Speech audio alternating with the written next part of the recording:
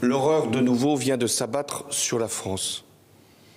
À Nice, cette nuit, un camion a foncé sur la foule rassemblée pour le feu d'artifice du 14 juillet avec l'intention de tuer, d'écraser et de massacrer.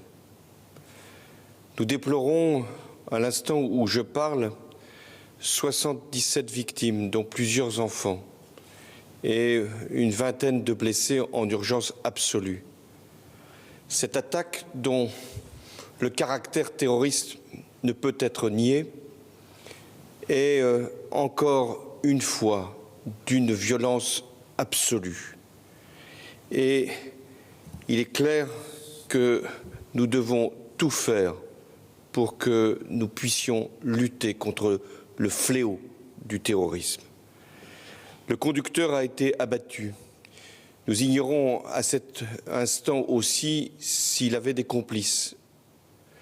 Mais nous faisons en sorte que son identification, qui va être vérifiée, puisse nous mettre sur ces pistes éventuelles. La France a été frappée le jour de sa fête nationale, le 14 juillet, symbole de la liberté, parce que les droits de l'homme sont niés par les fanatiques et que la France est forcément leur cible. J'exprime, au nom de la nation éplorée, notre solidarité à l'égard des victimes et de leurs familles. Tous les moyens sont déployés pour venir en aide aux blessés.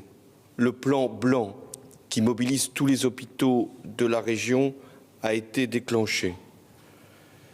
Après Paris, au mois de janvier 2015, puis au mois de novembre de l'année dernière, avec Saint-Denis, voilà que Nice est à son tour touchée.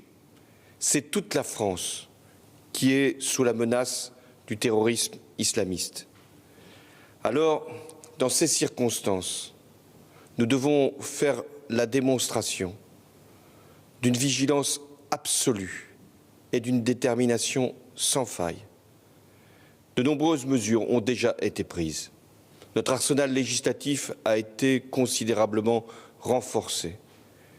Mais nous devons, puisque nous sommes dans une période estivale, rehausser encore notre niveau de protection. Aussi, j'ai décidé, sur proposition du Premier ministre et avec les ministres concernés, de la Défense comme de l'Intérieur, d'abord que nous allons maintenir à un haut niveau l'opération Sentinelle, celle qui permet de mobiliser 10 000 militaires en plus des gendarmes et des policiers. J'ai également décidé de faire appel à la réserve opérationnelle, c'est-à-dire à tous ceux qui ont un moment été sous les drapeaux ou ont été dans les effectifs de la gendarmerie pour venir soulager les effectifs de policiers et de gendarmes.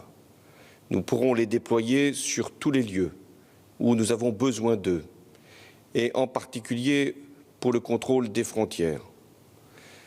Enfin, j'ai décidé que l'état d'urgence qui devait prendre fin le 26 juillet serait prolongé de 3 mois. Un projet de loi sera soumis au Parlement d'ici la semaine prochaine. Rien ne nous fera céder dans notre volonté de lutter contre le terrorisme. Et nous allons encore renforcer nos actions en Syrie comme en Irak. Et nous continuerons à frapper ceux qui, justement, nous attaquent sur notre propre sol dans leurs repères. Je l'ai annoncé hier matin. Un conseil de défense se tiendra demain. Il examinera toutes les mesures que nous avons déjà prises et que je viens d'annoncer. Permettra ainsi le déploiement de tous les effectifs nécessaires dans tous les sites et dans toutes les villes où nous avons besoin de protection et de vigilance. Je me rendrai avec le Premier ministre à Nice à la suite de ce Conseil de défense pour soutenir la ville, ses élus, dans cette épreuve et pour mobiliser tous les moyens nécessaires. La France est affligée par cette nouvelle tragédie.